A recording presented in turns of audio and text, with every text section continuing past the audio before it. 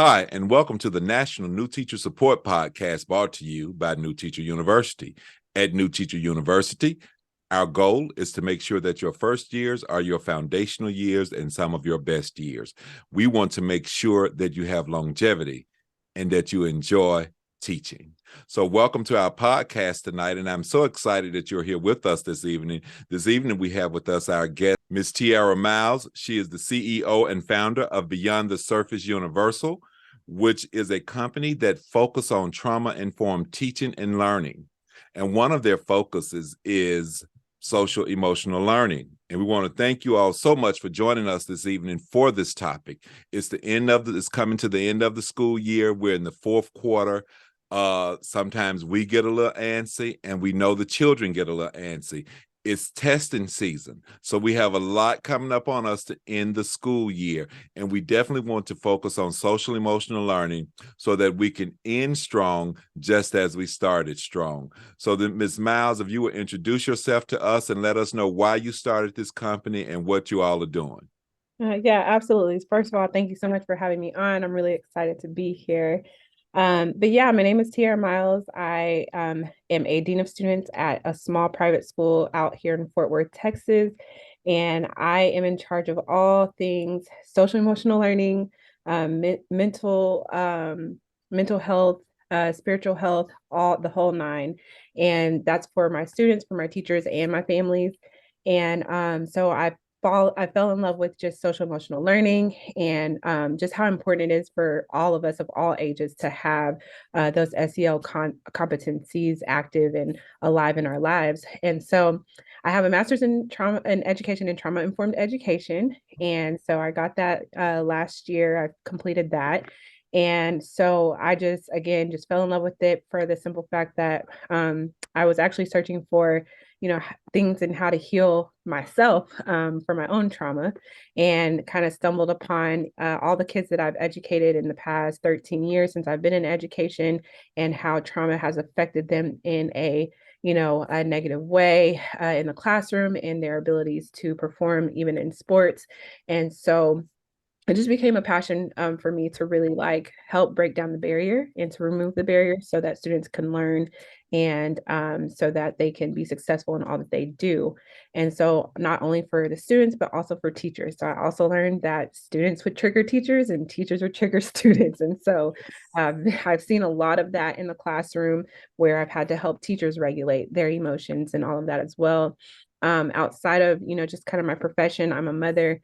I'm an assistant pastor at my church and an author and an entrepreneur. And I love people and bring people together, and just really informing people about trauma. And on the, science side of it, I'm infatuated with the brain and how it works. Yes. And of course, spiritually helping people heal at the root of the problem. So, yeah. Well, thank you so much for that. I did not know that there was a degree out there that was centered around trauma-informed learning and trauma-informed teaching. So Yeah, that's amazing that you're going into that, because I always say, and especially around our most underserved students, that we have normalized trauma too much. We absolutely. have done too much to normalize trauma, and we act as if our students can see a shooting or see this violence in the community and then just come to school and perform. Absolutely. That's right. There's a lot going on with trauma. I recently was working with a group of principals, and I was sharing their data with them. And I had about 3 months of data, and I asked them, did they notice around the 20th of each month, there was a huge spike?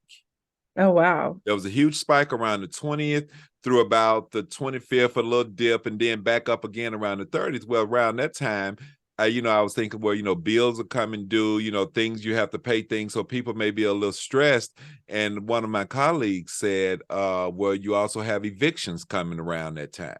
Wow. And I'm from a rural area. And when I first moved to the city, a parent called over to the school and said, I'm trying to call my neighbor because they are setting her out. Can you all go and let her child know? And of course, we had to go through some processes to make sure we just got the name of the parent and called them to let them know. And I asked the secretary, I said, what's setting out? She said, that's when you don't pay your rent, that, the landlord will just go in and put your things out. And Wow. I had never heard of that before, you know. So that was pretty interesting for me. But imagine how traumatizing it is for children to come home in the evening, get off the bus or walk home, whatever. And when they make it home, they find out that all of their things are outside and the neighbors see it. Everybody's going through Right. their stuff. And if you've ever moved before, you know how difficult it is once you, even when you're organizing, pack And up yeah, to right. find everything. Right. Yes. Yeah. And it's funny you said the 20th. There is a shooting in a local high school here in Texas today, on the 20th. And Wow. got Wow. two students, and one of them I think ended up passing away, but that Oh, happened wow. today. And even the community I'm in, like the first couple of years I was here, I was at this school. We had shootings very often, like every day, where the kids were so numb to it that it was almost an expectation that someone was going to get shot. In the community. Absolutely. Wow. So Wow. Well, thank you for joining us this evening. And I hate that we've gotten this deep in the conversation right at the beginning. So tell us about trauma-informed learning and social emotional learning. That's a whole nother podcast, the yeah, trauma-informed piece. trauma Let's informed. tell us about social emotional learning and how does it fit and support students who are experiencing or have experienced trauma. Yeah, I'm gonna quickly just go through a little bit of, trauma and kind of how it's defined right now and how SEL or social emotional learning affects trauma, or comes out of trauma. So you have your adverse childhood experiences, and as we know, that's also known as trauma, and that is divided into three categories: neglect, abuse, and household dysfunction. And so in those three categories, if those students experience any of that, it affects their brain, their neurodevelopment. And then in that, it's more difficult for them to regulate their emotions. It affects their prefrontal cortex of their brain, where they cannot problem solve. And so, of course, what do we need in school? We need the students to problem solve. We need them to Yes. do, we need them to be able to learn. And so, when we don't have social emotional learning, involved in that, then our students are not able to be successful. And so if we talk a little bit about social emotional learning and what it is and how it affects our students, it is literally, divided into 5 competencies.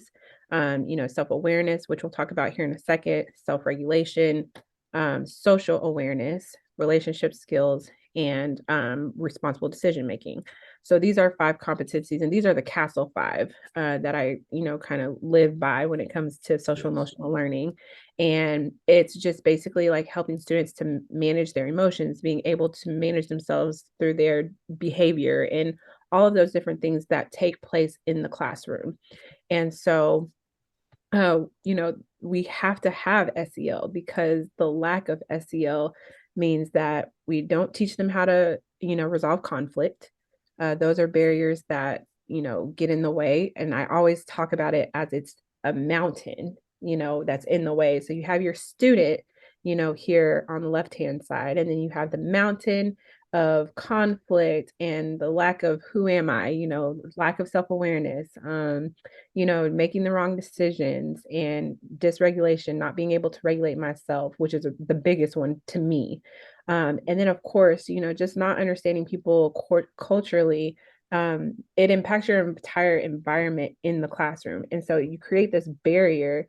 And so my goal every time I do a training, or every time, going into my own classrooms at my school, I'm trying to remove that barrier so that the student can now learn, and the student can now be able to understand what they need to do here in their brain when that neurodevelopment, takes disruption takes place. Mhm. And so in order to do that, part of that is, helping them be self-aware, knowing their self-identity. Who am I?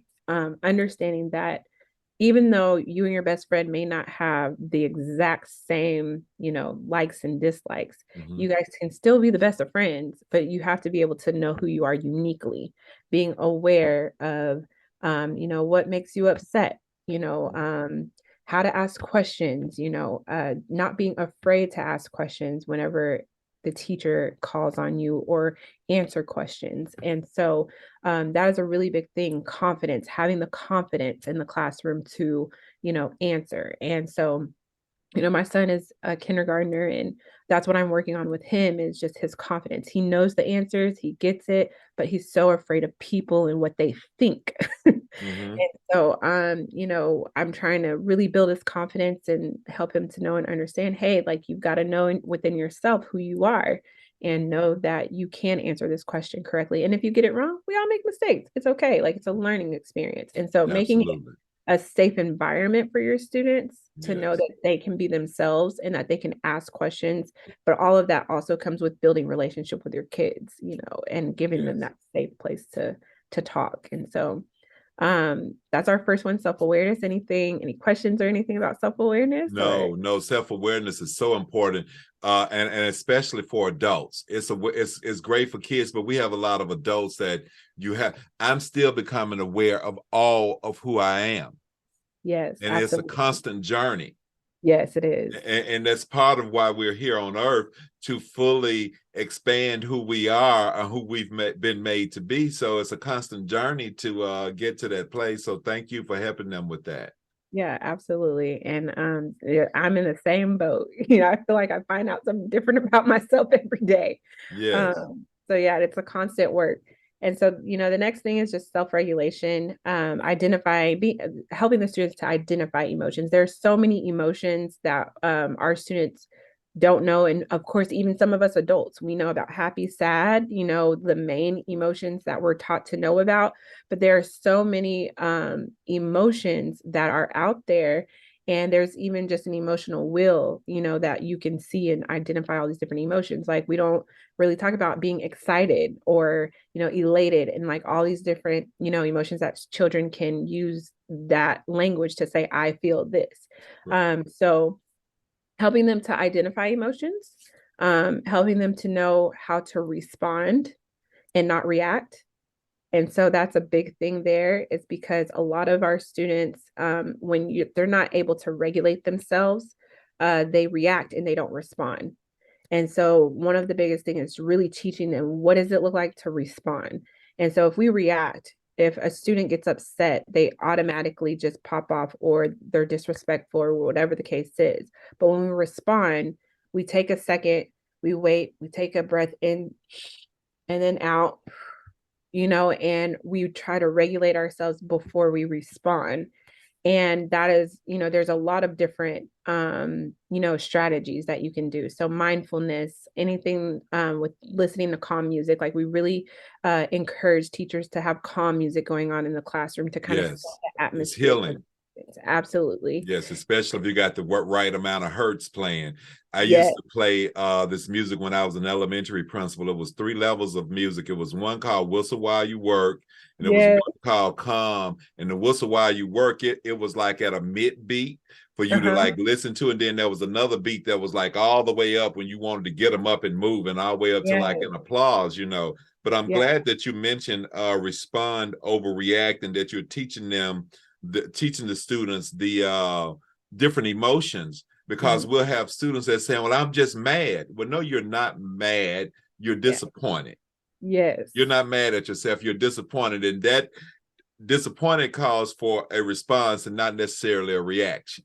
and, Exactly. and so I really like that, because I was listening to a parent. They called a parent out to school the other day, and I was visiting, and I heard the mom say, the principal said, and they just went off when they said that to him. The mom said, well, that's just what they're going to do, because that's just what we do. That's how we are. I said, well, if you don't mind me stepping in, that's how they choose to Yeah. be. They don't have to be that way. And then I Right. talked to them about giving your power away in situations by reacting every time someone says something. And some things don't even call for a response. Absolutely. Some things you just let go, and you Yes, move on and go forward. And that's what I I'm think learning.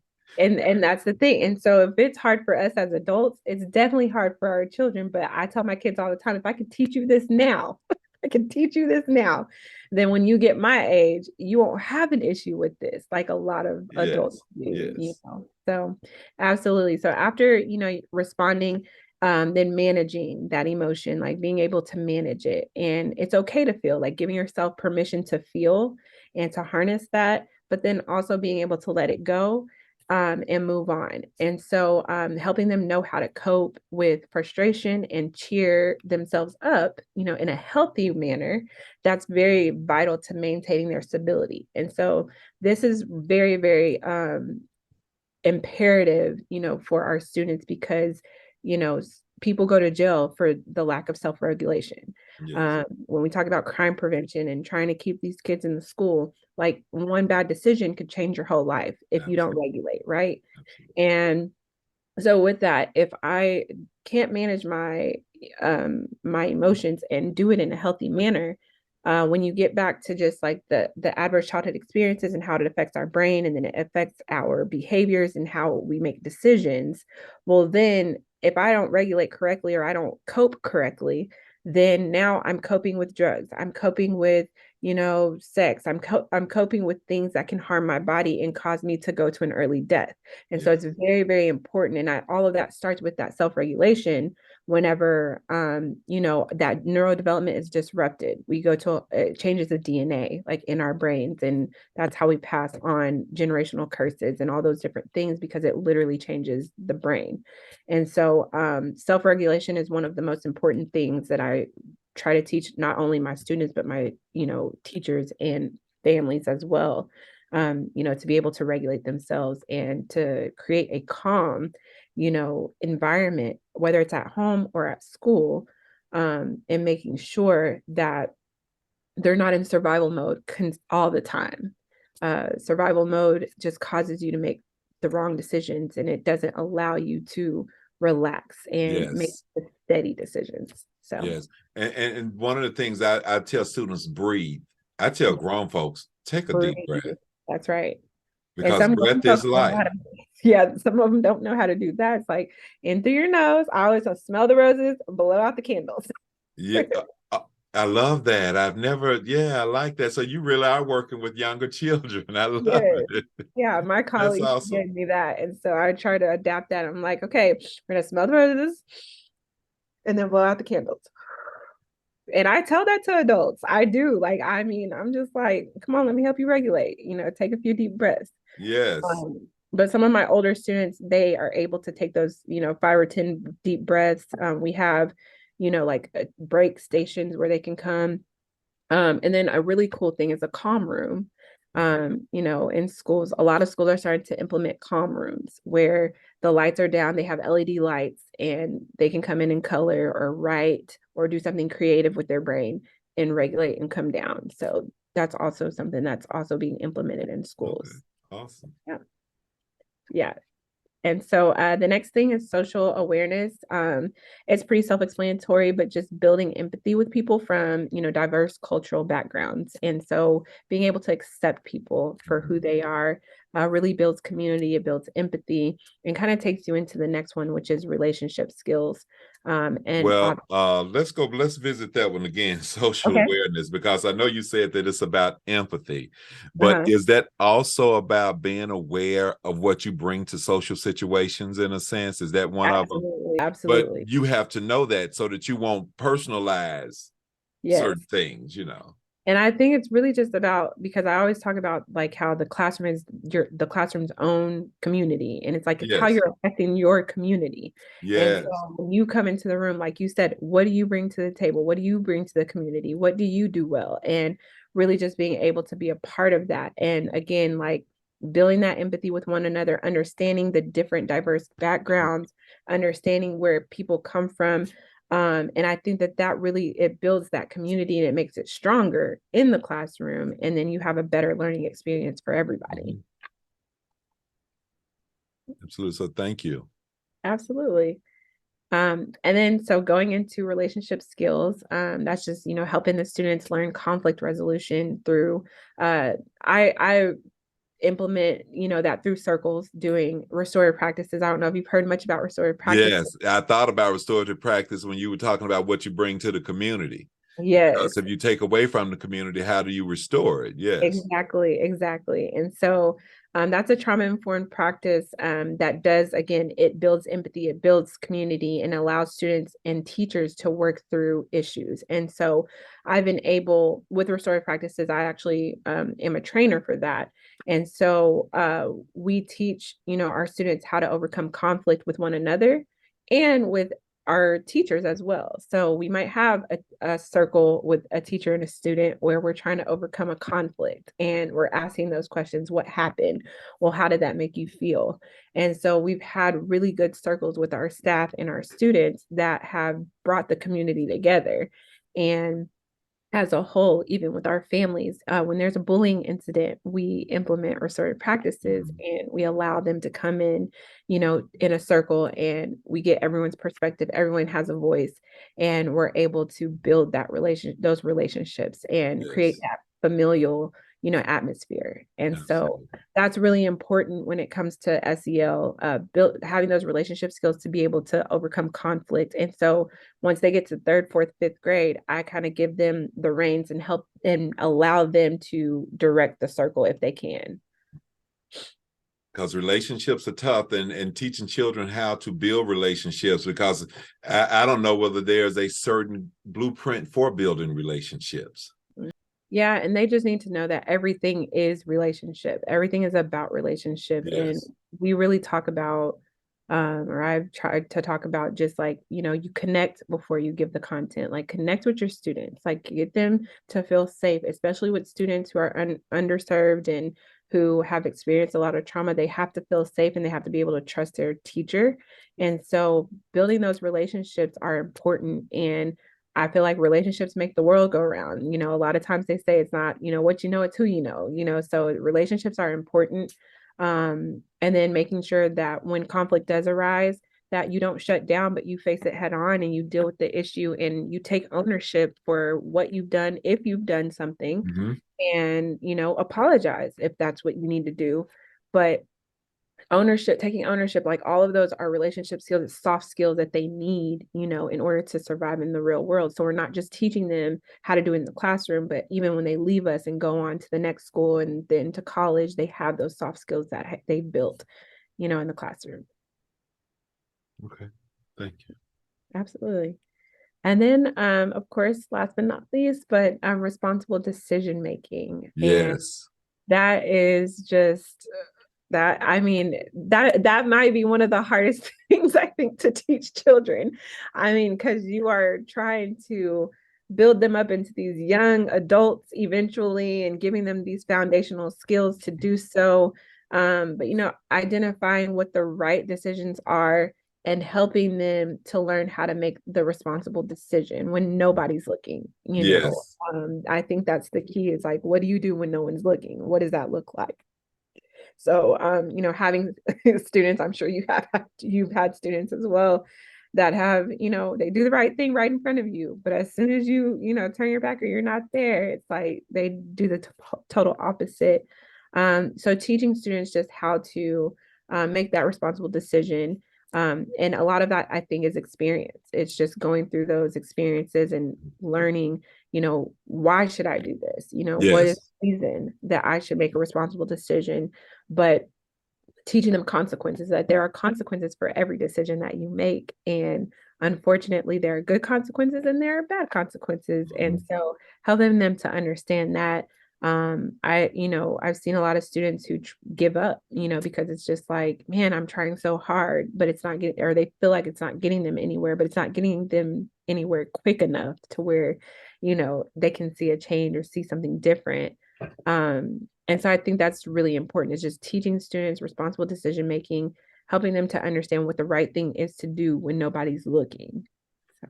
Absolutely. That responsible decision making is very huge for our children. And like you said, one way for them to learn it is through experience. One of the things that I have a problem with sometimes in education is that our children don't get a chance to have experience, because if they make the wrong decision, it's a consequence right there. There's not a lot of time to stop and teach. Now, as a principal, I did, but it angered so many people. It Mm, angered people that I wouldn't let a decision be a death penalty for a child. Yeah. Or I Yeah. wouldn't let a decision because see, I went as far as like that, they said, well, if they come to school smelling like smoke, they would like suspend them. And I'm like, Right.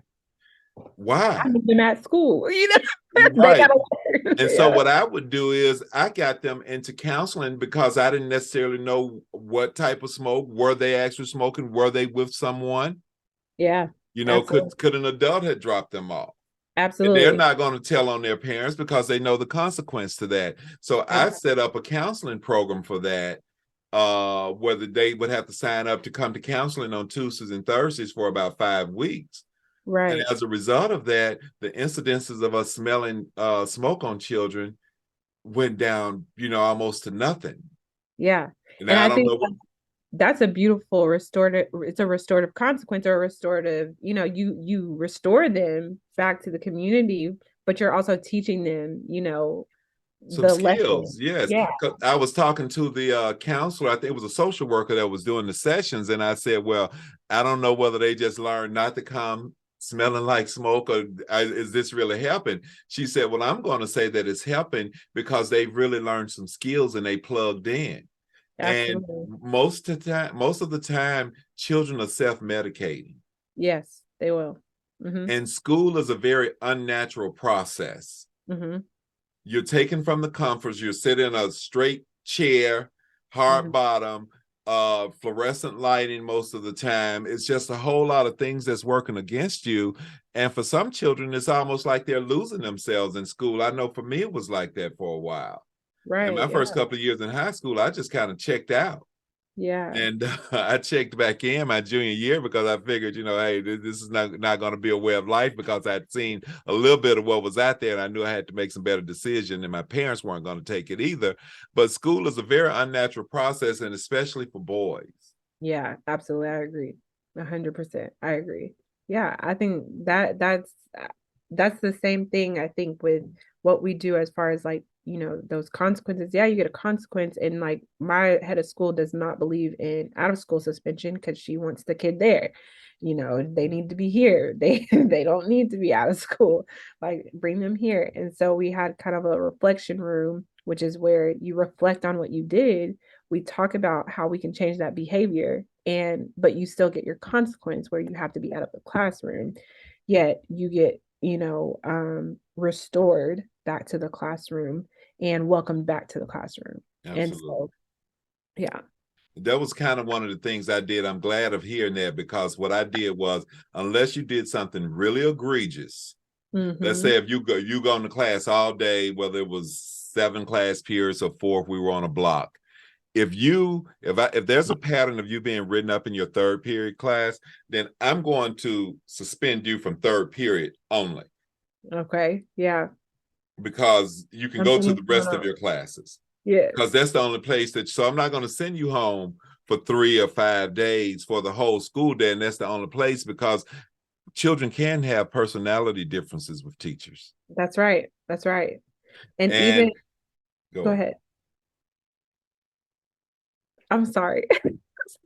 But yeah, no, I was gonna say, and even I think I had a student that every day at the exact same time, just acting up at exact same time. And so I'd start going to meet him, like, okay, what's going on? And what I found is it was a nutrition deficiency. So he wasn't eating breakfast. And by the time it got to a certain amount or like 9:30 in the morning, um he started not like dysregulating, so he couldn't sit there anymore because he hadn't had any food. And so we had to end up like kind of getting him some protein, and it was protein deficiency. And so I had to get him just some extra protein to help him be able to learn. But you just kind of made me think of that, because it was like every day at the exact same time, it was something was going on. His fuel was gone. Absolutely. Yeah. And that's an easy fix to keep. That's Yeah. another thing. Even as a high school principal, I kept snacks all the time. Yes. If you came to school late, you could pick up something. If I had some in my office. And then Yeah. at one point, they started to give us snacks for after school, and sometimes children wouldn't stay or wouldn't want it, and we would keep those and box them up. So we kept food around for our children, but it's absolutely important that we make space for our children so that they can learn how to make good decisions, so that they are not punished for everything that they do. And it happens a lot in our urban settings and in our settings around poor children and in our settings around Black, brown, and tan children. The Absolutely. consequences are extreme, and especially for our boys. They don't get a Yeah, chance to make mistakes. And absolutely. Right. and people will get upset at you when you give them an opportunity. I grew up in a small rural community, all Black community, all Black teachers and principals. And you had an opportunity to make mistakes. They contact the parents, they wrote letters home, they did just a number of things because they knew and understand and believed in you. And that's one of the first things that I ask new teachers when they're telling me about a child: have you contact the parent? Right. And the answer is usually no. Oh, yep. So we need to make sure that they know and understand and respect that the parents of the children that they're serving love them just as much as their parents love them. And if you Absolutely. came from a home that may not have had that type of nurturing and loving, then you need to imagine what that's like and give that parent that grace. Yes, absolutely. I agree. That's beautiful. So with these five tenets of social emotional learning, how would they go by implementing this in a school? It's funny because I talk to my best friend about this all the time. We're both educators, and in her school, in public school, they try to do it throughout the day. They try Mm-hmm. to just like kind of implement SEL throughout the day, but it's watered down. It's not really like intentional. And it's not anything that is, that the kids can grab a hold of, I guess, and take rooted in it. At least here, where we are. But I talk about kind of what I do at my school, and a lot of the stuff is things that we've implemented that have worked. And so we have a little bit more leeway in how we can do things, but we've implemented like a class that's totally devoted to social emotional learning. And we have a curriculum that is followed in that time. And it's a 45 to 50-minute class that every student K through 5 goes to, where they're learning all of these different competencies, and they are understanding what it means to regulate their emotions. They're understanding what it means to be self-aware or social aware.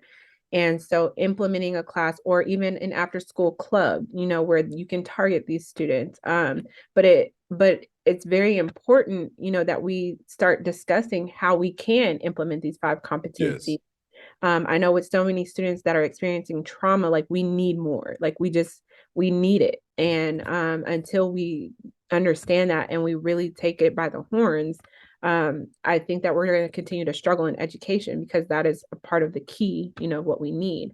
But another thing that we do to try to implement is those students who are struggling with that SEL, those SEL competencies, whether it's a lot of times for me, self-regulation.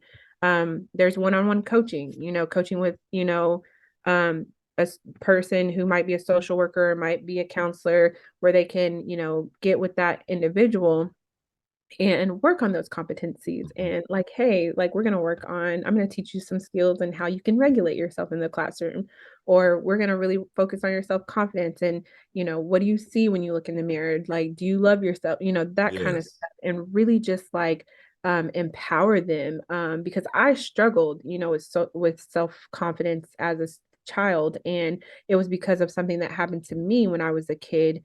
And although it didn't disrupt my academics, it disrupted like other areas, so like relationships, it disrupted my performance whenever I play basketball and stuff like that. So it affected me differently. And it even followed me into my adult years. And so Absolutely. I didn't start healing till 2 years ago. Mhm. And then you marry people, and you've been affected by trauma, and you don't have all these skills that you need, these soft skills that you need to be able to be a successful adult. And that's why it's so important as, teachers, that we empower our students to do that. And I know that it seems like it's not enough time in the day, but I mean, if you really love, education, you really want to teach these students, that is a part of the job. It's a part of what we do, and we try to implement it the best way possible that we can, and just make sure that what we give them, that it's something they can take with them forever. Absolutely. I know in larger schools, and I've always been the principal of pretty large schools, that we did implement it throughout the day. And it Yeah. is difficult to get everyone on board. But one thing that I do know is that if the principal believes in it, Yeah. that it can happen throughout the day, because that means that everything they do will be undergirded by social emotional learning, by restorative practices. And Yeah. that's the way I kind of moved throughout the school. I remember my first couple of weeks at this high school I was the principal of. I walked in and the children would finish eating and just get up and leave, and then the adults would go by the table with garbage cans and get the plates off the table. Mm. And I thought, in what universe is this happening? Wait a minute. Grown folks just cleaning up behind children. And I can remember the first day, when it was time to go, I said, no, I shut the doors. I said, no, we're not leaving until every table. And the adults looking at me, I said, I can't believe you all are doing this. And it took me about 3 weeks, Yeah. but I got them to the point, and I asked them, I said, would you want your parents to have to do this behind this amount of children? Because each lunch was about 400 children, 300 to 400 children. Yeah. Yeah. And would you want your parents to have to do this? Do you treat your parents like this? Because Yeah. many of my students' parents are in the service industry. And I said, well, these are parents here. We're all parents here. And I'm not cleaning up behind you like that. I don't clean up behind my child. And I'm going to start you now so that when you go to the mall and eat in the food court, people won't look at you and say you walked away. If you're in the type of restaurant that you should throw your trash in the garbage, wherever, you will know how to do this. And guess what? At the end of doing it, they felt better about themselves. That's awesome. Yeah. Usually when we accomplish something, and that's what I have to talk to adults about as well. I said, now, don't you feel better? Don't you, aren't you Right. glad you learned that? Right. And it's always, like we just laughed about it, but we do. The human brain is meant to explore, to learn something different. Yes.